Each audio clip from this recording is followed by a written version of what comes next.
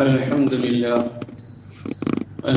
لله نحمده ونستعينه ونؤمن به ونتوكل عليه ونعوذ بالله من شرور أنفسنا ومن سيئات أعمالنا من يهده الله فلا مضل له ومن يضلل فلا هادي له وأشهد أن لا إله إلا الله وحده لا شريك له وأشهد أن محمدا عبده ورسوله أرسله بالهدى ودين الحق ليظهره على الدين كله ولو كره المشركون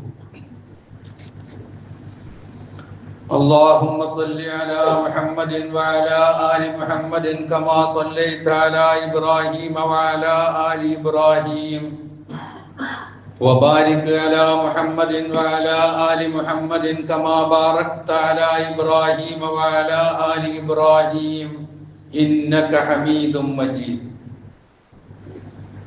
أما بعد فإن خير الكلام كلام الله وخير الهدي هدي محمد صلى الله عليه وسلم وشر الأمور محدثاتها وكل محدثة بدعة وكل بدعة ضلالة وكل ضلالة في النار يا أيها الذين آمنوا اتقوا الله حق تقاته ولا تموتن إلا وأنتم مسلمون يا أيها الناس اتقوا ربكم الذي خلقكم من نفس واحدة وخلق منها زوجها وبث منهما رجالا كثيرا ونساء واتقوا الله الذي تساءلون به والأرحام إن الله كان عليكم رقيبا يا أيها الذين آمنوا اتقوا الله وقولوا قولا سديدا يصلح لكم أعمالكم ويغفر لكم ذنوبكم ومن يطع الله ورسوله فقد فاز فوزا عظيما أعوذ بالله من الشيطان الرجيم بسم الله الرحمن الرحيم ومن يهاجر في سبيل الله يجد في الأرض مراغما كثيرا وسعة ومن يخرج من بيته مهاجرا إلى الله ورسوله ثم يدركه الموت فقد وقع أجره على الله وكان الله غفورا رحيما സഹോദരന്മാരെ സഹോദരികളെ, ജീവിതത്തിന്റെ എല്ലാ മേഖലകളിലും അള്ളാഹുവിന്റെ നിയമനിർദ്ദേശങ്ങൾ പാലിച്ചുകൊണ്ട് ജീവിക്കുവാൻ കൽപ്പിക്കപ്പെട്ടവരാണ് ഞാനും നിങ്ങളും എന്നുണർത്തുന്നു.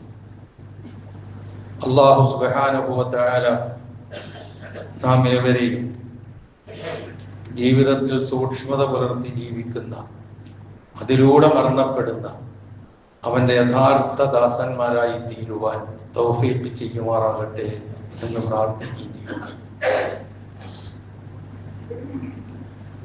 ഹിജ്റയുടെ ഒരു വർഷം കൂടി പിന്നിട്ടു പുതിയ വർഷത്തിലേക്ക് പ്രവേശിക്കുന്നു. 1446 കഴിഞ്ഞു 1447 കടന്നു.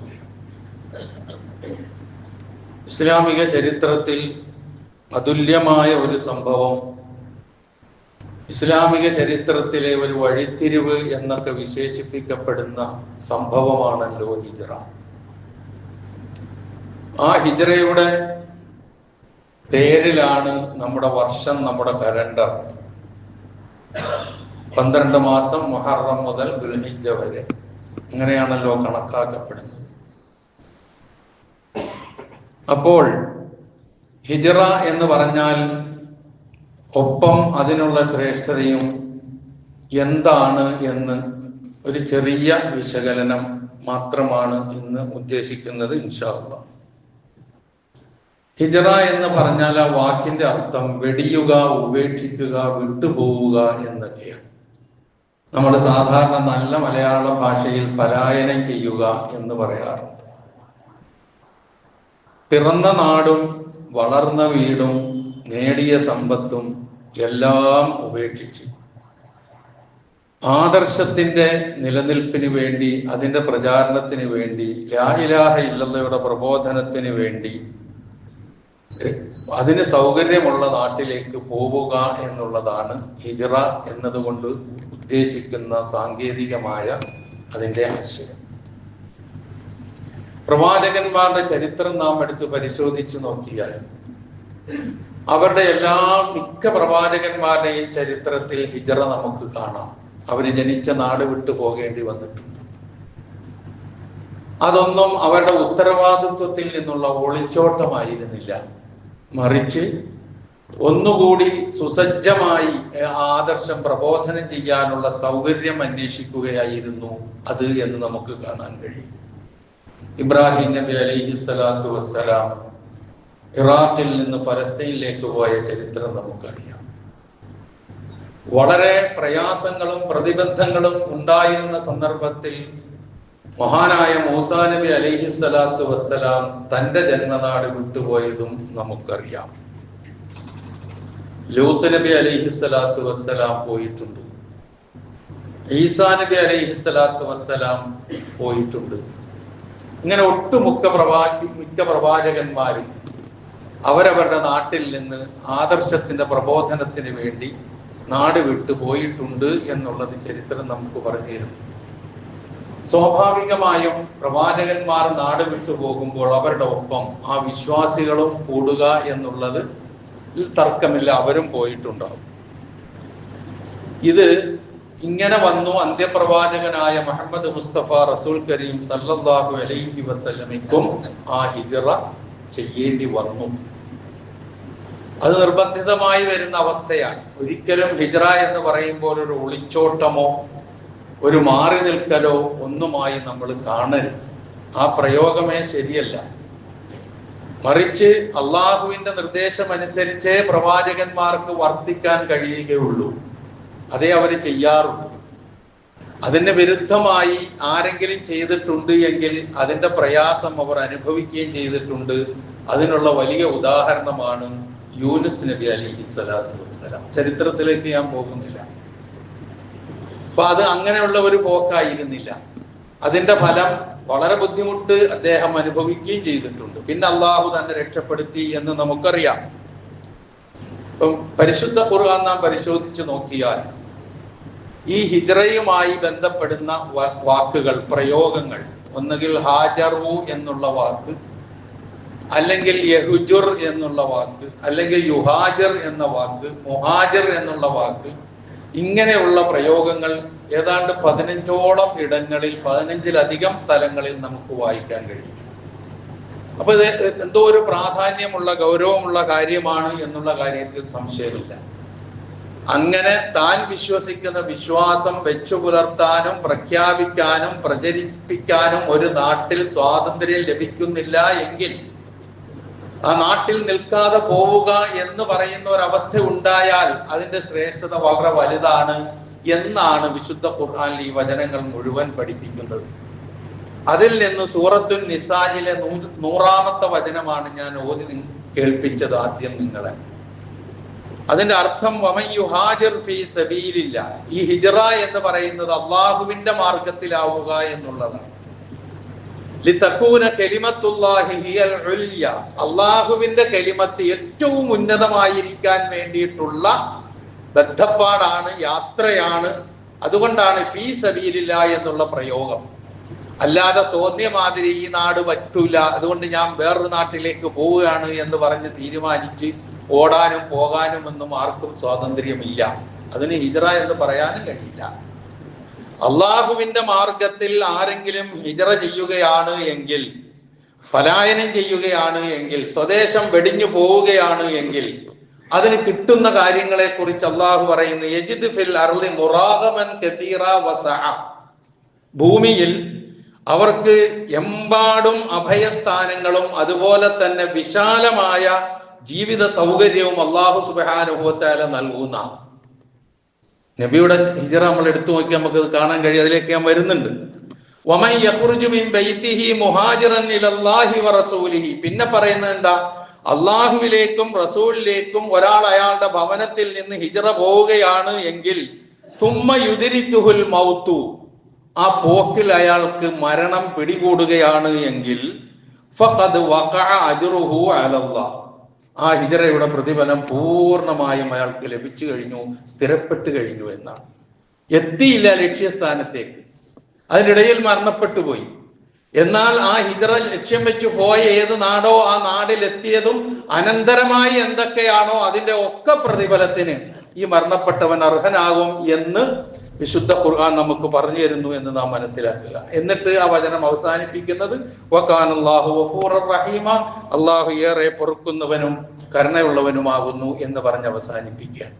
ഇതുപോലെ നിങ്ങൾ ഖുർആൻ പാരായണം ചെയ്യുമ്പോൾ ഇന്നല്ലദീന ആമനു വല്ലദീന ഹാജറു വജാഹദു എന്നിങ്ങനെയുള്ള പ്രയോഗങ്ങൾ വരുമ്പോൾ നിങ്ങളൊന്ന് ശ്രദ്ധിച്ചാൽ കൂടുതൽ നിങ്ങൾക്ക് മനസ്സിലാകും. ഒരു വചനവും കൂടി, അത് സൂറത്തുൻ നഹൽ, 2 വചനവും കൂടി, അത് സൂറത്തുൻ നഹലിന്റെ വചനങ്ങളാണ്.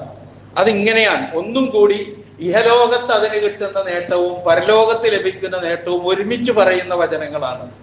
അതോടൊപ്പം തന്നെ അങ്ങനെ പോകുന്നവർക്ക് ഉണ്ടായിരിക്കേണ്ട സ്വഭാവ ഗുണങ്ങളും കൂടി അത് ഉൾക്കൊള്ളിക്കുന്നുണ്ട്. അതുകൊണ്ടാണ് അത് പറയുന്നത് വല്ലദീന ഹാജറു ഫില്ലാഹി മിൻ ബഅദി മാ ളുലിമു. വെറുതെ ഹിജ്റ പോവുകയല്ല, വല്ലദീന ഹാജറു, ഹിജ്റ പോകുന്നവർ, ഫില്ലാഹി, അള്ളാഹുവിന്റെ മാർഗത്തിൽ, അള്ളാഹുവിന് വേണ്ടി, അള്ളാഹുവിന്റെ തൃപ്തിക്ക് വേണ്ടി ആ മാർഗത്തിൽ ഹിജ്റ പോകുന്നവൻ എപ്പോഴാ പോവുക?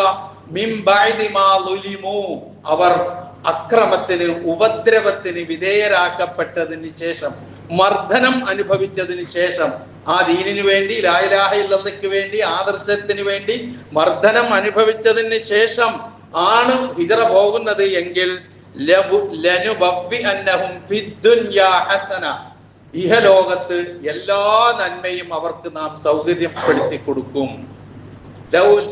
ലനുബവ്വിഅന്നഹും ഫിദ്ദുനിയാ ഹസന വല അജ്റുൽ ആഖിറതി അക്ബർ, പരലോകത്തെ പ്രതിഫലം വളരെ വലുതാണ്.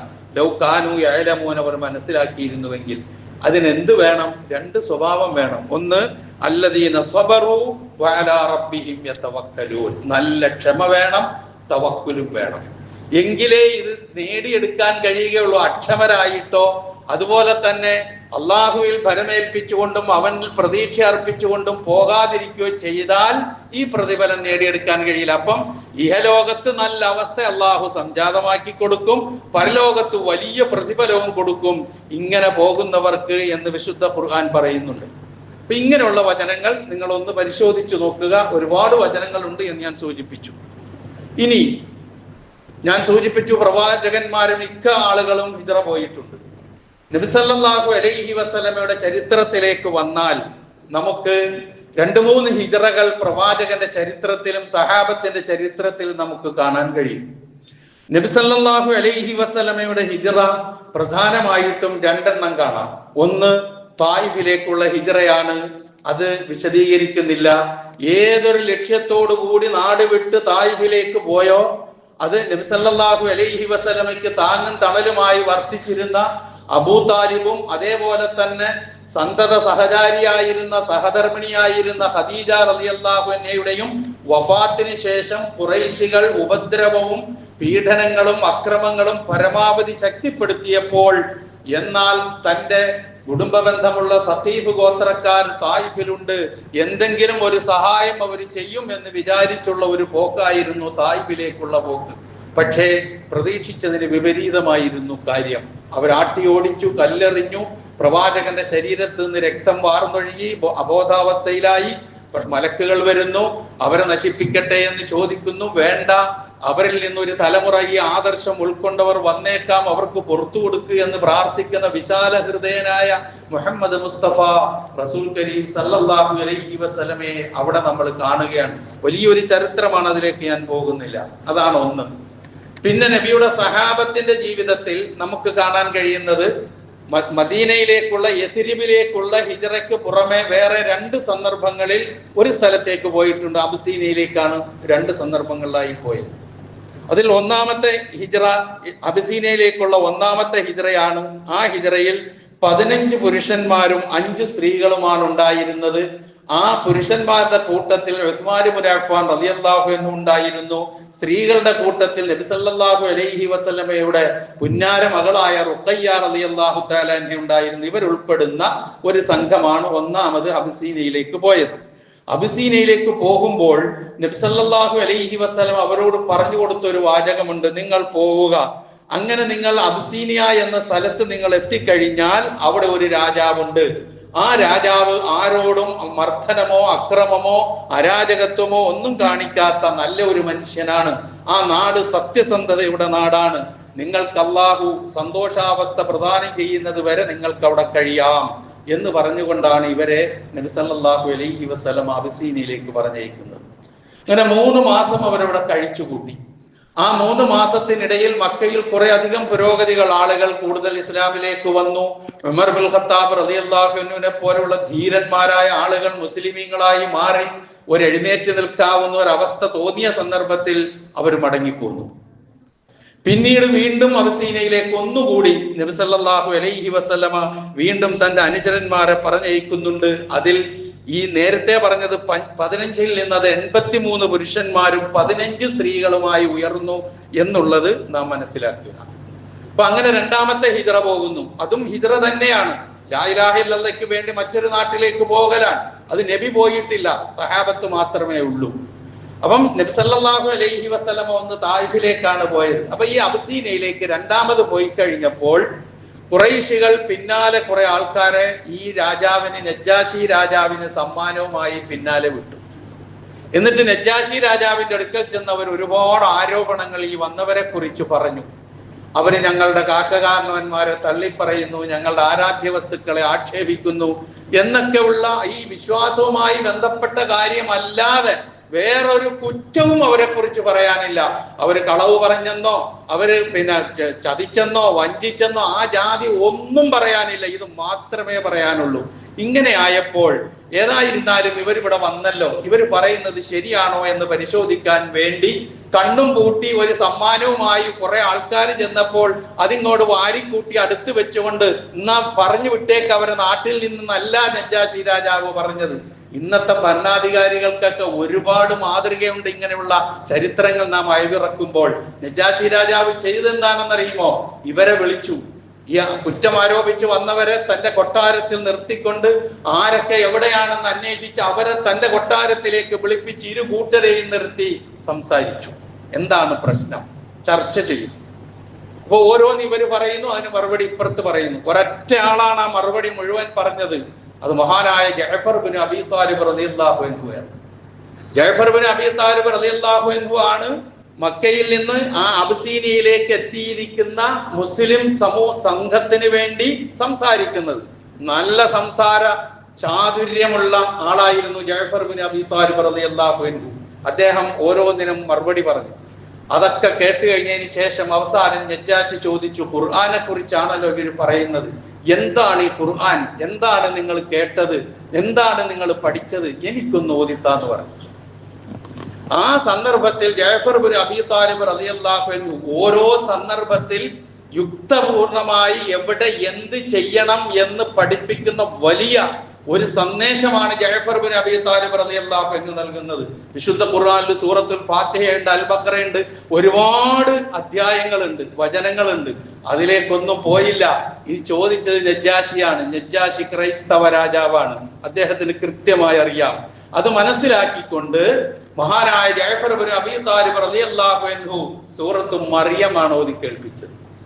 സൂറത്തു മറിയം ഇങ്ങനെ ഭംഗിയായി ഓതി കേൾപ്പിച്ചു. അതിലുണ്ടല്ലോ ഈസാ നബിയുടെ ചരിത്രം, വദ്കുർ ഫിൽ കിതാബി മറിയം എന്ന് തുടങ്ങി ഇങ്ങനെ അങ്ങോട്ട് ഓതി കേൾപ്പിച്ച് ഈ ഓതല് കേട്ടിട്ട് ആദ്യമായി കേൾക്കുകയാണ് നജ്ജാശി രാജാവ് ഈ ഖുർആനിലെ വചനങ്ങൾ. പക്ഷേ സൂറത്തു മറിയമിലെ ആകർഷണീയമായ ജഅഫർ ബിൻ അബീ താലിബ് റളിയല്ലാഹു അൻഹുവിന്റെ ആ ഖുർആൻ പാരായണം ഇങ്ങനെ കേട്ട് അതിലങ്ങോട്ട് മുഴുകി നജ്ജാശി രാജാവ് അറിയാതെ കണ്ണിൽ നിന്ന് കണ്ണുനീർ ഇങ്ങനെ ധാരധാരയായി ഒഴുകി. നീണ്ട താടിയുള്ള ആളായിരുന്നു നജ്ജാശി എന്നാണ്. ആ താടിരോമം മുഴുവൻ നനച്ച് താഴേക്ക് കണ്ണീർ തുള്ളികൾ വീഴുന്നു. എന്താ അവിടെ സംഭവിച്ചത്? എന്താ അവിടെ സംഭവിച്ച? നജ്ജാശി രാജാവ് മുമ്പ് ഖുർആൻ ഓതിയിട്ടില്ല, കേട്ടിട്ടില്ല, അറിഞ്ഞിട്ടില്ല. പക്ഷേ അതിൽ പറയുന്ന സന്ദേശം ഇവര് മുഹമ്മദ് നബിയെ കുറിച്ചും മുഹമ്മദ് നബി കൊണ്ടുവന്ന ആദർശത്തെ കുറിച്ചും അത് ഉൾക്കൊണ്ട ഈ ആളുകളെ കുറിച്ചും ആരോപണവും വേണ്ടാത്ത കാര്യങ്ങളും പറഞ്ഞുകൊണ്ടവരുടെ പിന്നാലെ വന്ന് അവരെ വിട്ടുതരാൻ ആവശ്യപ്പെട്ടു കൊണ്ടുവന്ന ആളുകളുടെ മുന്നിൽ വെച്ച് കരയുകയാണ്. കരഞ്ഞിട്ട് അവസാനം നജ്ജാശി രാജാവ് പറഞ്ഞ വാക്കെന്താണെന്നറിയുമോ? മറിയമിന്റെ പുത്രൻ ഈസയുടെയും ഈ പാരായണം ചെയ്തതിന്റെയും ഉറവിടം ഒന്ന് തന്നെയാണ്. ഞാൻ ഇവരെ വിട്ടുതരില്ല, ഞാൻ ഇവരെ വിട്ടുതരില്ല. അങ്ങനെ ഖുറൈശികൾ നിരാശരായി മടങ്ങി, അവരവിടെ കഴിച്ചു.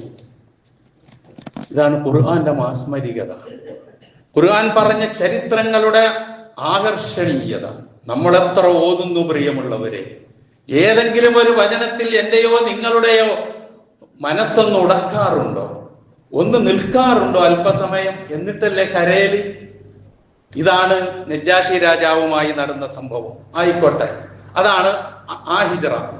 അത് കഴിഞ്ഞതിന് ശേഷം പിന്നെയും ഖുറൈശികൾ മക്കയിൽ അവരുടെ അക്രമവും ഉപദ്രവവും പരമാവധി ശക്തിപ്പെടുത്തിക്കൊണ്ടു പോകുമ്പോൾ ഇനി ഈ നാട് തന്റെ ആദർശ പ്രബോധനത്തിന് പര്യാപ്തമല്ല എന്ന് തിരിച്ചറിഞ്ഞുകൊണ്ട് നബി സല്ലല്ലാഹു അലൈഹി വസല്ലമ നമുക്ക് പോകാം മദീനയിലേക്ക് എന്ന് പറഞ്ഞുകൊണ്ട് കിട്ടിയവരെയൊക്കെ കൂട്ടിപ്പിടിച്ച് നടന്നങ്ങോട്ട് പോവുകയല്ല ചെയ്തത് ട്ടോ. ഒരു സംഗതി വിജയിക്കണമെങ്കിലും ആ ലക്ഷ്യം നേടണമെങ്കിലും അതിനുവേണ്ടി ഒരുമ്പെടുമ്പോൾ ഒരുപാട് പ്ലാനിങ്, ഒരുപാട് ആസൂത്രണം, ഒരുപാട് പദ്ധതികൾ ചെയ്യേണ്ട ഒരുപാട് കാര്യങ്ങൾ ചെയ്തുകൊണ്ട് നീങ്ങിയാലേ വിജയം കൊയ്തെടുക്കാൻ കഴിയൂ എന്ന് ഹിജ്റയിലെ ഓരോ സംഭവത്തിലും നബി സല്ലല്ലാഹു അലൈഹി വസല്ലമ തന്റെ ഉമ്മത്തിന് പഠിപ്പിച്ചു തന്നിട്ടാണ് പോയത്. ഒരു അന്ധമായി ഇറങ്ങിപ്പോകലല്ല, ഒരു ഒളിച്ചോട്ടമായിരുന്നില്ല, തവക്കുലിന്റെ പേര് പറഞ്ഞൊരു ഓട്ടമായിരുന്നില്ല. മറിച്ച് ചെയ്യേണ്ട ഒരുപാട് കാര്യങ്ങൾ ചെയ്തു. ഓരോന്നും പറഞ്ഞാൽ മണിക്കൂറുകളോളം പറയാനുണ്ട് അത്തരം കാര്യങ്ങൾ. നോക്കുക നിങ്ങൾ, ഈ മദീനയുടെ പേര് ആദ്യം യഥിരിബ് എന്നായിരുന്നു. സൂറത്തു അഹ്സാബിലെ 13-ാമത്തെ വചനത്തിൽ യാ അഹ്ല യഥിരിബ ലാ മുഖാമ ലക്കും എന്ന് പറയുന്ന ഒരു ഭാഗമുണ്ട്. ഒരു ചരിത്രവുമായി ബന്ധപ്പെടുത്തിയിട്ട ആ ചരിത്രം പറയാൻ തുടങ്ങിയ ഇത് തീരൂല. അപ്പൊ ഇതാണ് ആ വചനം, യാ അഹ്ല യഥിരിബ ലാ മുഖാമ ലക്കും. സൂറത്തു അഹ്സാബിലെ 13-ാമത്തെ വചനത്തിലാണ് വിശുദ്ധ ഖുർആനിൽ യഥിരിബ് എന്ന നാടിന്റെ പേര് വരുന്നത്. ആ യഥിരിബിലേക്കാണ് പ്രവാചകൻ പോകുന്നത് എന്ന് ഇപ്പം മനസ്സിലാക്കുക. പിന്നെ മദീന എന്നായി മാറുകയാണ്. അത് നമുക്കറിയാം. നബി സല്ലല്ലാഹു അലൈഹി വസല്ലമ ഹജ്ജ് വേളയിൽ ഈ യഥിരിബിൽ നിന്ന് വന്ന കുറച്ചാൾക്കാരെ പരമരഹസ്യമായി കണ്ടു.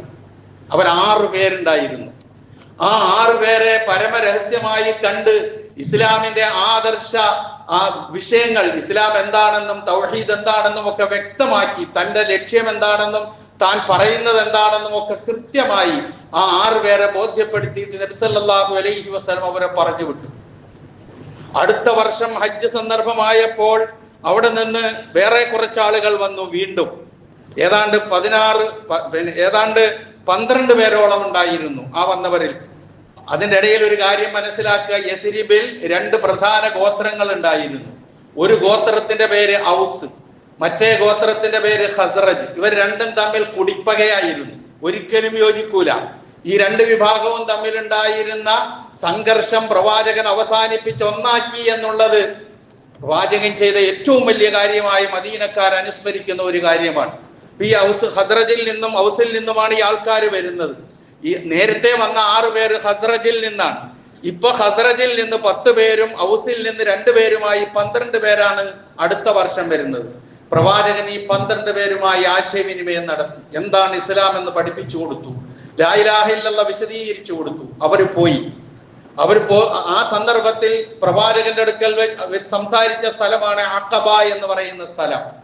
അഖബയിൽ വെച്ച് പ്രവാചകനുമായി ആശയവിനിമയം നടത്തിയത് കൊണ്ട് അതിനൊരു പേര് വന്നു, അഖബ ഉടമ്പടി 1 എന്ന പേരാണ് അതിനെക്കുറിച്ച് ചരിത്രം രേഖപ്പെടുത്തിയിരിക്കുന്നത്. അങ്ങനെ അഖബയിൽ ഈ സംസാരം കഴിഞ്ഞു, അവർ തിരിച്ചുപോയി.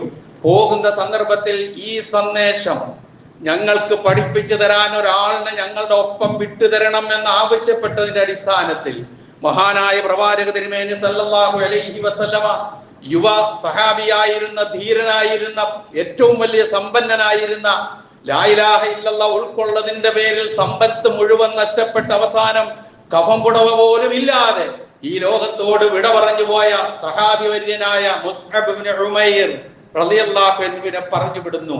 മുസ്അബ് ഇബ്നു ഉമൈർ റളിയല്ലാഹു അൻഹു യസ്രിബിലെത്തി എല്ലാ വീടുകളിലും ഈ സന്ദേശം എത്തിച്ചു കൊടുക്കുന്നു. അതോടുകൂടി അവിടെ നിന്ന് പലരും ഉസൈദ് ഇബ്നു ഹുദൈറിനെ പോലെയുള്ള, സഅദ് ഇബ്നു മുആദിനെ പോലെയുള്ള ഔസിന്റെയും ഖസ്റജിന്റെയും ഗോത്ര തലവന്മാരൊക്കെ ഈ ആശയം ഉൾക്കൊള്ളുന്ന അവസ്ഥയിലേക്ക് എത്തി.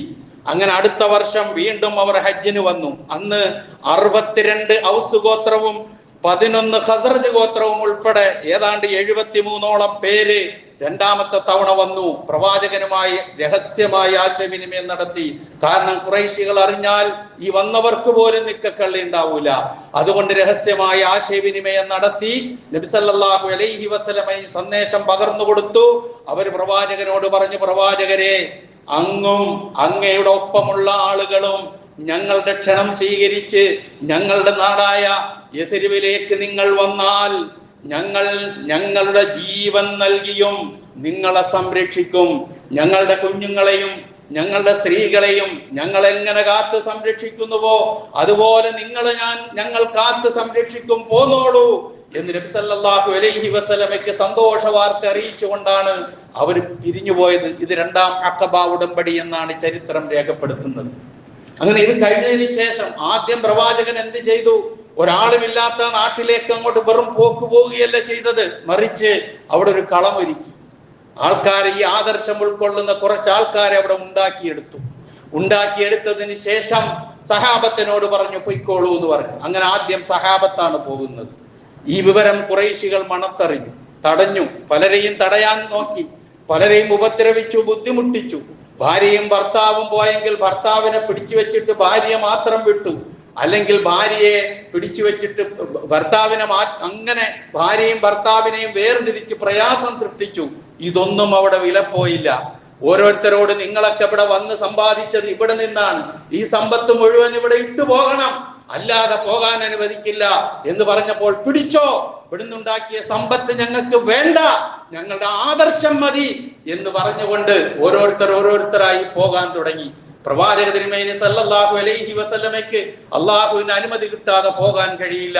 അങ്ങനെ നബി സല്ലല്ലാഹു അലൈഹി വസല്ലമ അള്ളാഹുവിന്റെ അനുമതി കാത്തുകൊണ്ട് നിൽക്കുന്നു. പോയ കൂട്ടത്തിൽ, സഹാബികളുടെ കൂട്ടത്തിൽ മിക്കവരും പോയി. പക്ഷേ അബൂബക്കർ സിദ്ദീഖ് റളിയല്ലാഹു അൻഹു, അലി ഇബ്നു അബീ താലിബ് റളിയല്ലാഹു അൻഹു പോലെ ഉള്ളവർ പോയില്ല. അവരൊക്കെ പിന്നീടാണ് പോയത്. അബൂബക്കറിന് ഭയങ്കര തിരക്ക്. കാരണം ഹിജ്റയുടെ പ്രതിഫലം നഷ്ടപ്പെടുമോ എന്ന ഭയം. പ്രവാചകന്റെ അടുക്കൽ പലപ്പോഴും ചെന്ന്, എനിക്ക് പോകണ്ടേ, ഞാൻ പോകണ്ടേ എന്ന് പറയുമ്പോഴൊക്കെ റസൂൽ സല്ലല്ലാഹു അലൈഹി വസല്ലം ഒരു മറുപടി കൊടുത്തു, നിന്റെ കൂടെ ഏറ്റവും ഉത്കൃഷ്ടനായ ഒരു കൂട്ടുകാരൻ ഉണ്ടാകും, ആ കൂട്ടുകാരനെയും കൂട്ടി നിനക്ക് പോകാം. ഇതായിരുന്നു പ്രവാചകന്റെ മറുപടി. അത് കേട്ടുകൊണ്ട് ആ കൂട്ടുകാരൻ ആരായിരിക്കുമെന്ന് അപ്പൊ തന്നെ അബൂബക്കർ സിദ്ദീഖ് റളിയല്ലാഹു അൻഹു ആലോചിച്ചെടുത്തു. അതുകൊണ്ട് സന്തോഷത്തോടെ കാത്തുനിന്നു. അങ്ങനെ അള്ളാഹുവിന്റെ അനുമതി വന്നപ്പോൾ പോകാനുള്ള ഒരുക്കം നടത്തി. ഒരുക്കങ്ങൾ എന്തെല്ലാമാണെന്ന് നിങ്ങൾ ആലോചിച്ചു നോക്കുക. ചെറിയ ഒരുക്കങ്ങളല്ല നടത്തിയത്.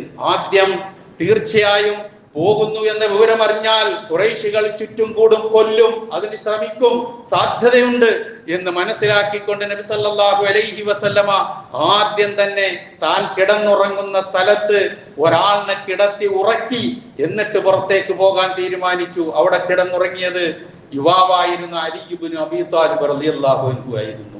ഖുറൈശികൾ റസൂല് ഭയപ്പെട്ടതുപോലെ തന്നെ, കരുതിയതുപോലെ തന്നെ അവിടെ വാളുമായിട്ട് ആ വീടിന്റെ മുമ്പിൽ തന്നെ ഉണ്ടായിരുന്നു, പ്രവാചകൻ താമസിച്ച വീടിന്റെ മുമ്പിൽ തന്നെ.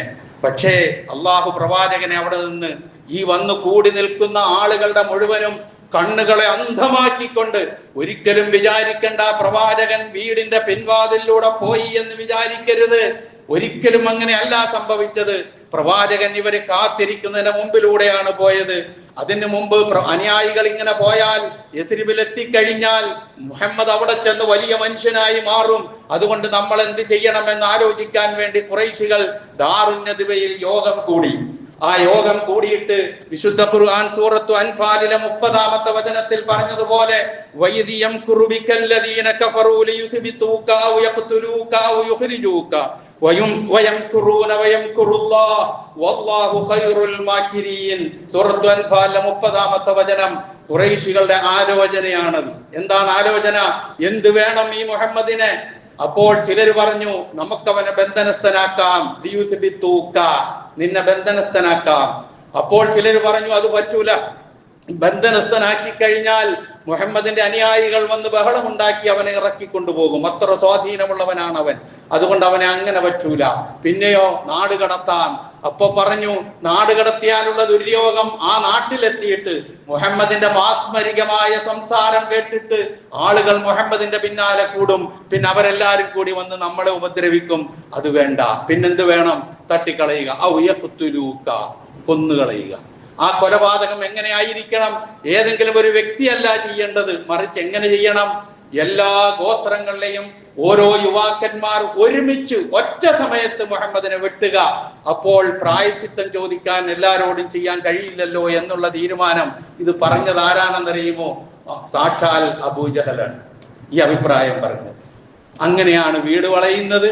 നബി സല്ലല്ലാഹു അലൈഹി വസല്ലമ സൂറത്ത് യാസീനിൽ പറഞ്ഞതുപോലെ മുൻഭാഗത്തിൽ വജഅൽനാ മിൻ ബൈനി ഐദീഹിം സദ്ദൻ വമിൻ ഖൽഫിഹിം സദ്ദ എന്ന് ഖുർആൻ പറഞ്ഞ ആ തത്വമാണ് അവിടെ നടന്നത്. അള്ളാഹു അവരെ അന്ധരാക്കി, കണ്ണു കാണാൻ വയ്യാത്ത ഒരു മയക്കത്തിലേക്കാക്കി പ്രവാചകൻ അവരുടെ മുന്നിലൂടെ ഇറങ്ങിപ്പോയി.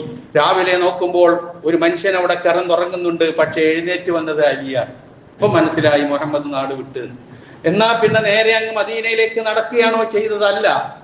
അതിനു മുമ്പ് നബി സല്ലല്ലാഹു അലൈഹി വസല്ലം അബൂബക്കറിനോട് വാഹനം സജ്ജമാക്കി നിർത്താൻ ആവശ്യപ്പെട്ടു. ഇന്ന സമയത്തോളം എത്തും എന്ന് പറഞ്ഞു. ആ വാഹനം യാത്ര മുന്നോട്ട് പോകാൻ മദീനയിലേക്കുള്ള വഴി അറിയാവുന്ന ഏറ്റവും നല്ല ഒരാളിനെ പിന്നെ ഏർപ്പാട് ചെയ്യണമെന്ന് പറഞ്ഞു.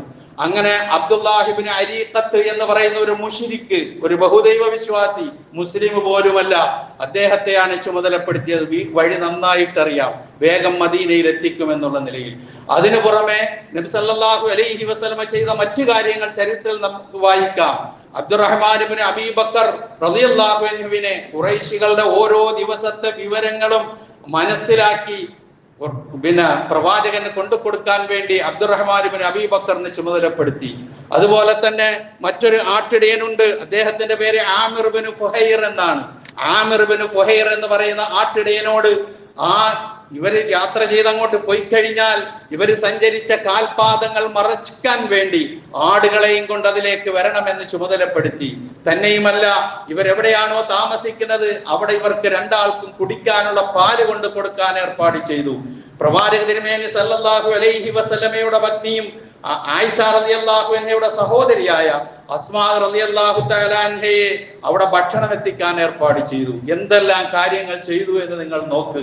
എന്നിട്ട് നേരെ സാധാരണ മക്കയിൽ നിന്ന് യത്രിബിലേക്ക് തിരിക്കുന്ന വഴി തെരഞ്ഞെടുക്കാതെ മറ്റൊരു വഴി തെരഞ്ഞെടുത്തുകൊണ്ട് പോകുന്ന വഴി ഏതാണ്ട് 5 കിലോമീറ്ററോളം അപ്പുറത്തെത്തിയപ്പോൾ സൗർ എന്ന് പറയുന്ന ഗുഹ, ആ ഗുഹയിലേക്ക് നബി സല്ലല്ലാഹു അലൈഹി വസല്ലം അബൂബക്കറും ഒളിച്ചിരിക്കുന്നു 3 ദിവസം. അവിടെയും ഇവരെത്തി, പക്ഷേ കണ്ടുപിടിക്കാൻ കഴിഞ്ഞില്ല. അവിടെ നിന്ന് പുറത്തേക്ക് വന്നു, ഈ പറഞ്ഞതൊക്കെ ചെയ്തുകൊണ്ട് പുറത്തേക്ക് വന്ന സന്ദർഭത്തിൽ സുറാഖത്ത് ബിൻ മാലിക് എന്ന് പറയുന്ന ഒരു മനുഷ്യൻ കുതിരയുമായി വരുന്നു. ഇവരെ കാണുന്നു. 100 ഒട്ടകം വാങ്ങിക്കൊടുക്കാനുള്ള പാച്ചിലാണ് അദ്ദേഹത്തിൻ്റെത്. കണ്ട ഉടനെ ഏതാണ്ട് പ്രവാചകനോടും അബൂബക്കർ സിദ്ദീഖിനോടും അടുത്തെത്തി. ഈ സന്ദർഭങ്ങളിലൊക്കെ തവക്കുലിന്റെ വലിയ രംഗങ്ങൾ നമുക്ക് കാണാൻ കഴിയും. അത് ഞാൻ കൂടുതൽ വിശദീകരിക്കുന്നില്ല. അബൂബക്കർ സിദ്ദീഖ് റളിയല്ലാഹു അൻഹു ഗുഹയ്ക്കകത്തിരുന്നു കൊണ്ട് പ്രവാചകനോട് പറയുന്നു, അള്ളാഹുവിന്റെ ദൂതരെ, ആ ഖുറൈശികളെങ്ങാനും താഴോട്ട് നോക്കിയാൽ, അവരുടെ പാദങ്ങളിലേക്ക് നോക്കിയാൽ എന്നെയും നിങ്ങളെയും കാണും, പ്രശ്നമാകുമല്ലോ എന്ന് പറഞ്ഞപ്പോൾ നബി സല്ലല്ലാഹു അലൈഹി വസല്ലമയുടെ ഒരു ചോദ്യം, നീ എന്ത് വിചാരിക്കുന്നു? 2 ആളിരിക്കുമ്പോൾ അതിൽ 3-ാമൻ അള്ളാഹു ഉണ്ടെങ്കിൽ നീ എന്തിനാണ് ഭയപ്പെടുന്നത് എന്ന് ചോദിക്കുന്ന ഒരു ചോദ്യമുണ്ട്. അത് കഴിഞ്ഞ് സുറാഖത്ത് ബിൻ മാലിക്കിന്റെ അവസ്ഥ വരുമ്പോഴും അബൂബക്കർ ഭയപ്പെടുന്നു. അബൂബക്കറിനെ കുറിച്ചുള്ള ഭയം, നബിയെ കുറിച്ചാണ് പേടി. ഇവര് പിടിച്ചു കൊടുക്കുകയോ കൊല്ലുകയോ ചെയ്താൽ കഴിഞ്ഞല്ലോ എന്നുള്ള ചിന്ത. പക്ഷേ ആ കുതിരയുമായി വരുന്ന സുറാഖത്ത് ബിൻ മാലിക്കിന് പ്രവാചകന്റെയും അബൂബക്കർ സിദ്ദീഖിന്റെയും ഏതാണ്ട് ഒരു 3 കുന്തത്തിന്റെ അകലം എന്നാണ് ചരിത്രത്തിൽ പറയുന്നത്. ഏതാണ്ട് വളരെ അടുത്ത് എത്തിയ സന്ദർഭത്തിൽ കുതിരയുടെ പള്ള വരെ പൂണ്ടുപോയി താഴേക്ക്. അയാൾക്ക് എഴുന്നേൽക്കാനും പറ്റുന്നില്ല. അവസാനം അവിടെ കിടന്നുകൊണ്ട് കെഞ്ചി സുറാഖത്ത് ബിൻ മാലിക്, ഇല്ല, ഞാൻ കണ്ട വിവരം ആരോടും പറയില്ല, എന്നെ ഇവിടുന്ന് രക്ഷപ്പെടുത്തിയാൽ മതി എന്ന് പറഞ്ഞു. ആ സന്ദർഭത്തിൽ അബൂബക്കർ സിദ്ദീഖ് റളിയല്ലാഹു അൻഹുവിന്റെ ഭയപ്പാട് കണ്ടുകൊണ്ട് നബി സല്ലല്ലാഹു അലൈഹി വസല്ലം ഓതിയ ഒരു വചനമുണ്ട്, ലാ തഹ്സൻ ഇന്നല്ലാഹ മഅനാ, ദുഃഖിക്കണ്ട, അല്ലാഹു ഉണ്ട് നമ്മളുടെ ഒപ്പം. അതാണ് തവക്കുൽ. ചെയ്യേണ്ട കാര്യങ്ങൾ മുഴുവൻ ചെയ്ത് എന്നിട്ട് അള്ളാഹുവിൽ തവക്കുൽ ചെയ്തുകൊണ്ട് ഇത് വിജയിക്കും എന്ന അങ്ങേയറ്റത്തെ ശുഭപ്രതീക്ഷയോടുകൂടി നബി സല്ലല്ലാഹു അലൈഹി വസല്ലമയും അബൂബക്കർ സിദ്ദീഖും ഒരുമിച്ച് പോയി. സഹാബത്ത് അതിന് മുമ്പേ യസ്രിബിലെത്തി. അവർ മദീനക്കാർ അവിടെ കാത്തുനിന്നു. 2-3 ദിവസത്തെ വൈകൽ അവരെ ബേജാറാക്കി. അവസാനം നബി സല്ലല്ലാഹു അലൈഹി വസല്ലം അവിടെ എത്തിയപ്പോൾ തലഅൽ ബദ്റു അലൈനാ മിൻ സനിയാത്തിൽ വിദാഇ എന്ന് ദഫ് മുട്ടിക്കൊണ്ട് റസൂൽ സല്ലല്ലാഹു അലൈഹി വസല്ലമയെ ഹൃദയത്തിൽ ചേർത്ത് നിർത്തി സ്വാഗതം ചെയ്തു, സ്വീകരിച്ചു. അവിടുന്ന് ഇസ്ലാം നേരത്തെ ഞാൻ പറഞ്ഞ യഥരിബിൽ നിന്ന് 6 പേര് വന്ന ആ സ്ഥലത്ത് നിന്ന് പിന്നീട് നബി സല്ലല്ലാഹു അലൈഹി വസല്ലമ മക്ക വിജയത്തിന് മക്കയിലേക്ക് വരുമ്പോൾ, മദീനയിൽ നിന്ന് വരുമ്പോൾ 10,000-ങ്ങളായിരുന്നു പ്രവാചകന്റെ കൂടെ. ഇന്ന് ലോകത്ത് 140 കോടി മുസ്ലിമീങ്ങളുണ്ട്. ഈ ഒരു വലിയ മാറ്റത്തിന് ഈ സംഭവത്തിന് വേദി ഒരുക്കിയ, അല്ലെങ്കിൽ എല്ലാവിധത്തിലുള്ള സൗകര്യങ്ങളും ഒരുക്കിയ ഏറ്റവും ശ്രേഷ്ഠമായ ഒരു ചരിത്ര സംഭവമാണ് ഹിജ്റ. ആ ഹിജ്റ എങ്ങനെയാണ് നമ്മുടെ കലണ്ടറിലേക്ക് വന്നത് എന്നുകൂടി നാം മനസ്സിലാക്കുക. ഹിജ്റയുടെ 17ാമത്തെ വർഷം ഉമർ ഇബ്നുൽ ഖത്താബ് റളിയല്ലാഹു അൻഹു തന്റെ അനുചരന്മാരെ വിളിച്ചു കൂട്ടിക്കൊണ്ട് ഒരു കലണ്ടറിനെ കുറിച്ചുള്ള ആലോചന നടത്തുന്നു. ആ ആലോചനയുടെ അടിസ്ഥാനത്തിൽ എവിടെ നിന്ന് തുടങ്ങണം? നാം മനസ്സിലാക്കേണ്ട ഒരു കാര്യം, പ്രവാചകന്റെ ഹിജ്റ നടന്നത് റബീഉൽ അവ്വൽ മാസത്തിലാണ്. പക്ഷേ ഹിജ്റയുടെ 1ാമത്തെ മാസം തുടങ്ങുന്നത് മുഹറം മാസമാണ്. തിരിച്ചറിയണം നമ്മളത്. ഇങ്ങനെ ചരിത്രങ്ങളും ഇങ്ങനെ പലതും പറഞ്ഞു. അവസാനം ഓരോരുത്തരുടെ അഭിപ്രായം പറഞ്ഞു. ആ അഭിപ്രായത്തിൽ ചിലർ പറഞ്ഞു പ്രവാചകന്റെ ജന്മദിനം എടുക്കാം, വേണ്ട എന്ന് പറഞ്ഞു. പ്രവാചകന് റിസാലത്ത് ലഭിച്ച ആ ദിവസം എടുക്കാം, പറ്റൂല എന്ന് പറഞ്ഞു. എന്നാൽ പ്രവാചക തിരുമേനി സല്ലല്ലാഹു അലൈഹി വസല്ലമയുടെ വഫാത്ത് മരണപ്പെട്ട ദിവസം എടുക്കാം, ഹിജ്റയുടെ മാസം എടുക്കാം എന്ന് പറഞ്ഞു. അതിനും തയ്യാറായില്ല. അവസാനം ഉസ്മാൻ ഇബ്നു അഫ്ഫാൻ റളിയല്ലാഹു അൻഹു പറഞ്ഞു, നബി സല്ലല്ലാഹു അലൈഹി വസല്ലമയുടെ ഹിജ്റയായിരിക്കും ഏറ്റവും നല്ലത്. അലി ഇബ്നു അബീ ത്വാലിബ് റളിയല്ലാഹു അൻഹു അതിനോട് ഐക്യദാർഢ്യം പ്രഖ്യാപിച്ചു. ഉമർ റളിയല്ലാഹു അൻഹു അത് അംഗീകരിച്ചു. അങ്ങനെ ഹിജ്റ കലണ്ടറിന്റെ നമ്മുടെ വർഷത്തിന്റെ ആരംഭം കുറിക്കുന്ന ഹിജ്റ വർഷം എന്നുള്ള പേരിലായി തീർന്നു. പിന്നെ മുഹറം എന്ന് പറയുന്നത് ഏറ്റവും പവിത്രമായ മാസം, 1ാമത്തെ മാസം, പവിത്രമായ മാസം. ആ നിലയിൽ മുഹറമിനെ ഒന്നായി എണ്ണി. അത് ജാഹിലിയ്യ കാലത്തും അങ്ങനെ തന്നെയാണ് എണ്ണി വന്നിരുന്നത്. അതുകൊണ്ട് ആ മുഹറം തന്നെ നിലനിർത്തി ദുൽഹജ്ജയോടുകൂടി അവസാനിപ്പിച്ച് ഹജ്ജ് കഴിഞ്ഞതിന് ശേഷം തുടങ്ങുന്ന മാസവും അതേപോലെ തന്നെ പവിത്ര മാസങ്ങൾക്ക് തുടക്കം കുറിക്കുന്ന മാസവും എന്നുള്ള നിലയിൽ മുഹറവും അംഗീകരിച്ചു. മുഹറം എന്ന മാസത്തിന് ഒരു അസ്പൃശ്യതയുമില്ല, ഒരു തൊട്ടുകൂടായ്മയുമില്ല. ഏറ്റവും പവിത്രമായ മാസമാണ്. അങ്ങനെയാണ് ഹിജ്റ മുഹറം കൊണ്ട് തുടങ്ങുന്നതും. ഈ 1446 വർഷം പിന്നിട്ട് 1447 എത്തുന്നത് എന്നും വളരെ ചുരുങ്ങിയ രൂപത്തിൽ നാം മനസ്സിലാക്കുക. ഹിജ്റയുമായി കലണ്ടറിനുള്ള ബന്ധം ഇതാണ് എന്ന് ചരിത്രം നമുക്ക് പഠിപ്പിച്ചു തരുന്നു. ഉൾക്കൊള്ളാൻ തയ്യാറാവുക. അല്ലാഹു സുബ്ഹാനഹു വ തആല ഇസ്ലാമികമായ ഇത്തരം കാര്യങ്ങൾ ശരിയായി ഗ്രഹിച്ച് ജീവിതത്തിൽ പകർത്താൻ നമുക്ക് ഏവർക്കും തൗഫീഖ് നൽകുമാറാകട്ടെ.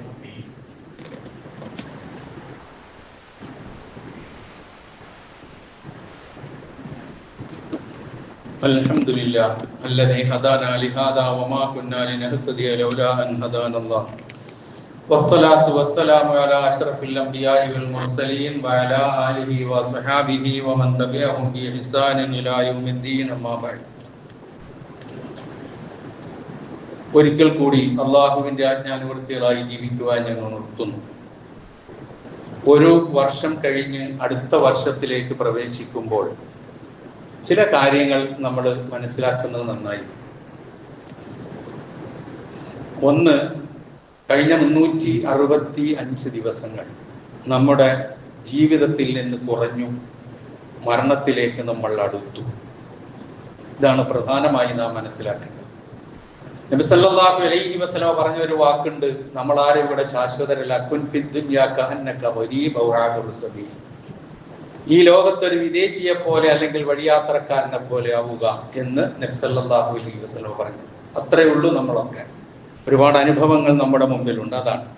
മറ്റൊന്ന്, കഴിഞ്ഞ ഒരു വർഷക്കാലം ഒരുപാട് പ്രയാസങ്ങളും ബുദ്ധിമുട്ടുകളും ഒക്കെ നമ്മുടെ ജീവിതത്തിൽ ഉണ്ടായി എന്ന് വന്നേക്കാം. കെടുതികൾ ഉണ്ടായിട്ടുണ്ടാകും, പരീക്ഷണങ്ങൾ ഉണ്ടാകും, രോഗങ്ങൾ വന്നു പോയിട്ടുണ്ടാകും, ഇങ്ങനെ പലതും ഉണ്ടാകും.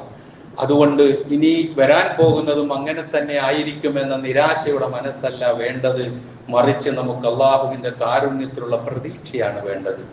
ലാ തൈഅസൂ മിർ റൗഹില്ലാഹ്, അള്ളാഹുവിന്റെ കാരുണ്യത്തെ കുറിച്ച് നിങ്ങൾ നിരാശപ്പെടരുത് എന്നാണ് ഖുർആൻ പഠിപ്പിക്കുന്നത്. ഒരു നിരാശയുടെയും ആവശ്യമില്ല. തീർച്ചയായും ഒരു ഇറക്കമുണ്ടെങ്കിൽ ഒരു കയറ്റം ഉറപ്പാണ്, അല്ലെങ്കിൽ ഒരു കയറ്റമുണ്ടെങ്കിൽ ഒരു ഇറക്കം ഉറപ്പാണ്. ഇന്ന മഅൽ ഉസ്രി യുസ്റ, പ്രയാസത്തോടൊപ്പം എളുപ്പമുണ്ട്. അത് ഏറ്റവും കൂടുതൽ ഏത് രംഗത്തും നമ്മളെ നിലനിർത്തേണ്ട, ധൈര്യസമേതം മുന്നോട്ട് പോകാൻ നമ്മളെ പ്രേരിപ്പിക്കേണ്ട ഒരു സന്ദേശമാണത്. അത് ഇതിലും നാം ജീവിച്ചിരിക്കുന്നിടത്തോളം കാലം നമുക്കുണ്ടാകാൻ ശ്രമിക്കുക. അതുപോലെ മാറ്റങ്ങൾക്ക് നാം വിധേയരാകാൻ ശ്രമിക്കുക. അപ്പോൾ അള്ളാഹു ഒരുപാട് മാറ്റങ്ങൾ ഉണ്ടാക്കും. ഇന്നല്ലാഹ ലാ യുഗയ്യിറു മാ ബിഖൗമിൻ ഹത്താ യുഗയ്യിറു മാ ബിഅൻഫുസിഹിം, സ്വയം മാറ്റത്തിന് വിധേയമാകുന്നത് വരെ അള്ളാഹു ഒരു ജനതയിലും മാറ്റമുണ്ടാക്കില്ല എന്ന് വിശുദ്ധ ഖുർആൻ പഠിപ്പിക്കുന്നു.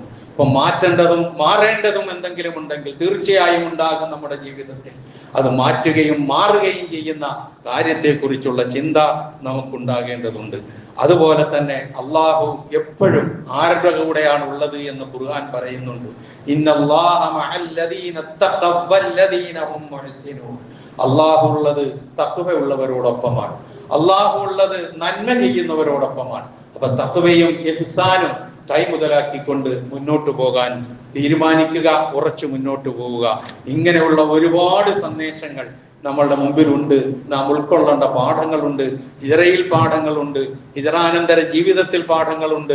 നമ്മുടെ വിശ്വാസവും ആദർശവുമായി ബന്ധപ്പെടുത്തി നമ്മൾ ചിന്തിക്കേണ്ടതുണ്ട്, ആലോചിക്കേണ്ടതുണ്ട്. അങ്ങനെ ഒരുപാട് കാര്യങ്ങളിലേക്ക് നമ്മളെ കൂട്ടിക്കൊണ്ടു പോകുന്നതോടൊപ്പം തന്നെ ഈ മുഹറം എന്ന് പറയുന്ന മാസം പവിത്രമായ മാസമാണ്. അള്ളാഹു ഈ മാസത്തെ അള്ളാഹുവിന്റെ മാസം എന്നാണ് ഇതിനെ വിശേഷിപ്പിച്ചിട്ടുള്ളത്.